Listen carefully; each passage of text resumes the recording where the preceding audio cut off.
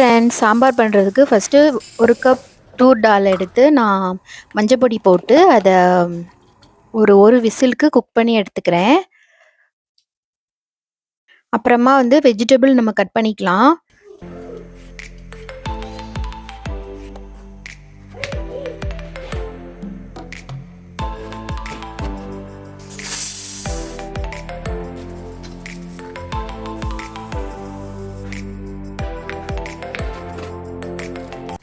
சாம்பார் செய்கிறதுக்கு ஒரு பேனில் ஆயில் ஊற்றி கடுகு, உளுந்தம்பருப்பு, அப்புறமா ஜீரகம், மிளகு இதெல்லாம் போட்டு தாளிச்சிட்டு ஆனியன் கட் பண்ணதை சேர்த்துட்டு நல்லா சாட்டே பண்ணிக்கணும். அப்புறம் டொமேட்டோஸ் போட்டுட்டு அதையும் சாட்டே பண்ணிக்கணும்.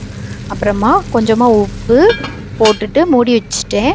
அப்புறமா அந்த தக்காளி நல்லா வெந்து வந்ததும் மஞ்சள் பொடி, சாம்பார் பொடி போட்டு நல்லா வதக்கிக்கிறேன்.